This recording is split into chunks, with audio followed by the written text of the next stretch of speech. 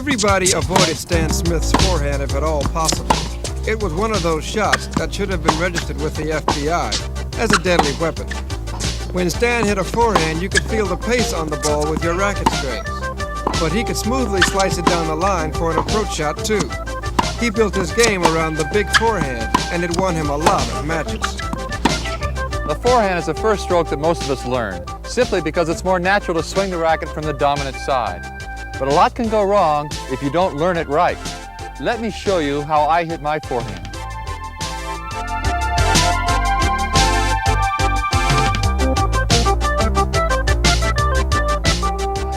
I use the Eastern forehand grip for my forehand. This puts my hand in a very strong position right behind the racket. This is the same position my hand would be in if I was just hitting the ball without the racket.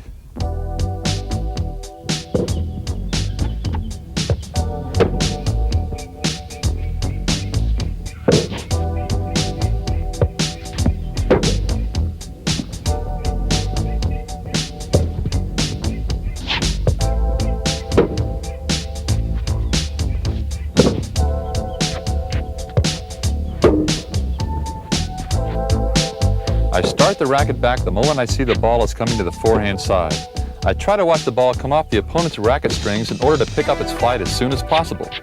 By the time the ball crosses the net, I'm well into my backswing. By the time the ball bounces on my side of the net, the backswing is complete with the racket head pointing at the back fence. Some players droop their racket head on the backswing, but I feel this encourages too much wrist action. I do not, however, hold a lock wrist during the stroke. I used to do this, but my college coach encouraged me to relax my grip a bit to add more fluidity to the shot. And now I feel I can have more confidence and feel and power as I hit the ball. My free hand extends toward the oncoming ball. This helps me stay in balance and get sideways in a good hitting position. My weight shifts to the back foot as my racket goes back. If you're ever in doubt about where your weight should be, the weight should be where your racket is.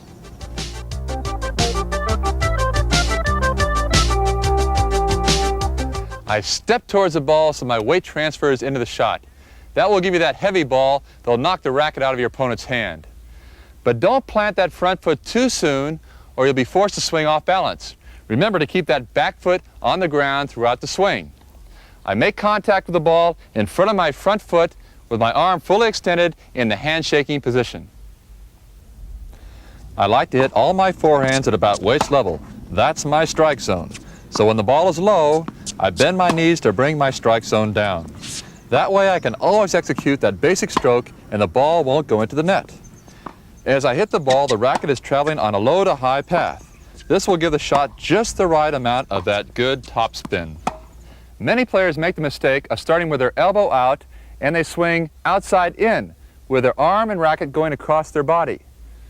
I think of the forehand as an inside out swing.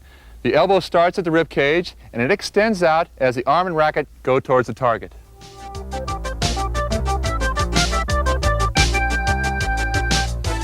On the forehand follow-through, 90% of my weight ends up on my front foot. The hitting arm is straight, the racket nice and high, above shoulder level, and extended towards the back fence.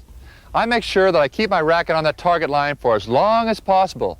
That way, if I'm a little bit late or a little bit early, I'll still hit the ball towards the intended target.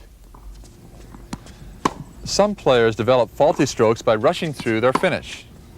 I make sure I complete my follow-through before preparing for the next shot. Then, I use good footwork to get in position to continue the point.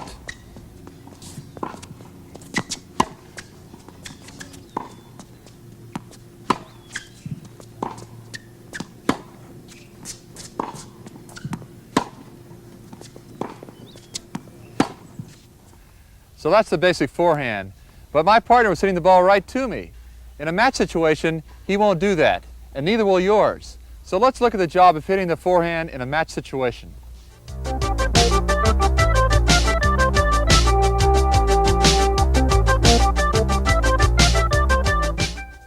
When there isn't time to step into the shot, the forehand can be hit with an open stance. Power comes from the natural strength of the forehand and the coiling action of the upper body. The stroke itself is the same, but the footwork differs.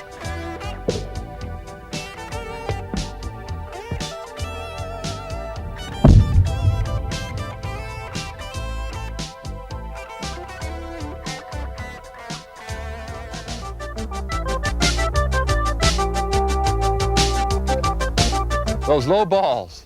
A lot of players attack those low balls by dropping the racket head and bending over at the waist. Now, if you do this, there's no way you can be consistent. The proper way to handle this shot is to bend at the knees and keep your upper body more or less upright.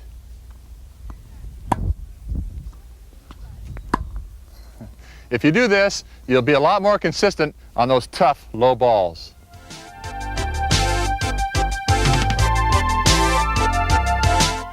The key to handling that high bouncing ball on the forehand side is to start with a high backswing and to swing level all the way through the shot. The high bouncer may look easy, but it must be played carefully. I concentrate on making a full, smooth stroke and extending the racket well out along the intended line of flight. If you're at or behind the baseline for this shot, make sure to clear the net by 8 or 10 feet. Otherwise, you'll give your opponent a short ball to attack. Above all, don't overswing on the slow, high bouncers. Get it back deep with your good forehand stroke.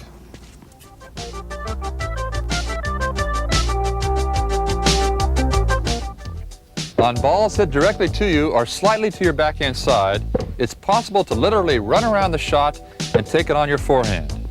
If you have a weak backhand, it may be very desirable to do that. You have to be decisive and quick on your feet to do it right. There's nothing different in the technique of the stroke itself. Just remember, the runaround forehand puts you out of position in the court, so you must execute it well or your opponent will have an open corner to attack.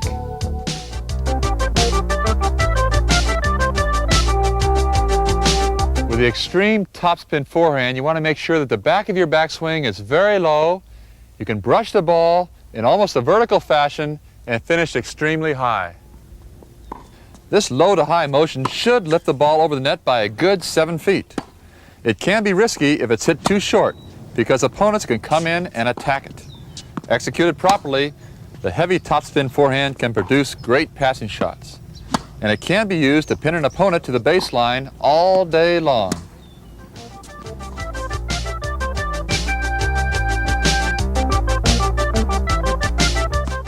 The difference between hitting cross-court and down the line is a matter of positioning.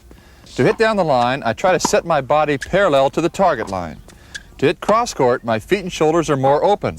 I don't believe in trying to disguise a shot by hitting it early or late from the same position. If you position your body correctly, you'll hit the shot so well, it will put pressure on your opponent whether or not he knows which way it's going.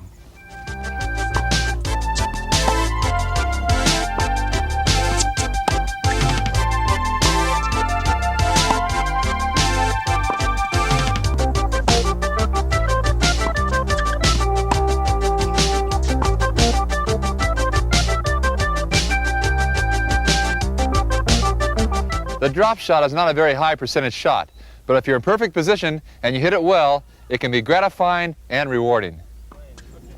The perfect time to hit the drop shot is when you're in good position to hit the approach shot, slicing it down the line. But instead, you surprise your opponent by putting a little more slice in the ball and dropping it over the net. Remember, the forehand you practice is the same forehand you play with. Your basic strokes shouldn't change, but footwork, length of stroke, and body position must change in different situations to deliver the racket to the ball where and when you want it.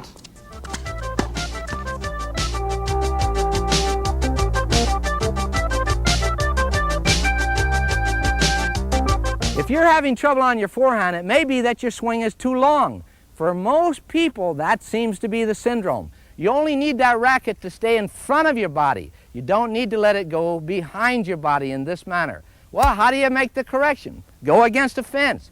Put your back up against the fence. Now practice swinging, keeping the racket on the front side of your body. You don't want this, and you don't want this. You want this.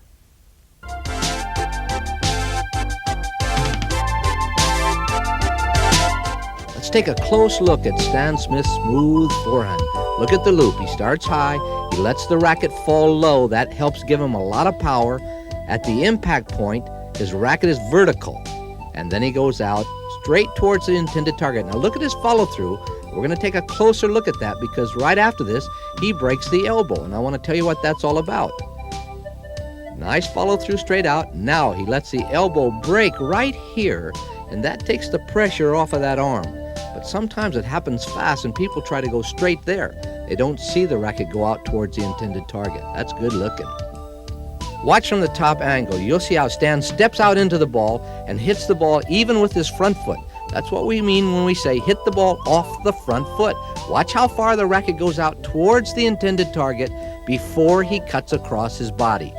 Now I want you to see this great angle one more time, but pay special attention to the left arm. Watch his left arm. It does not go to the side fence. It'll cut back in towards his body. The function of that left arm helps stop the shoulder. That makes the racket snap faster through the ball. Now from behind, watch how high the ball clears the net for a nice deep shot.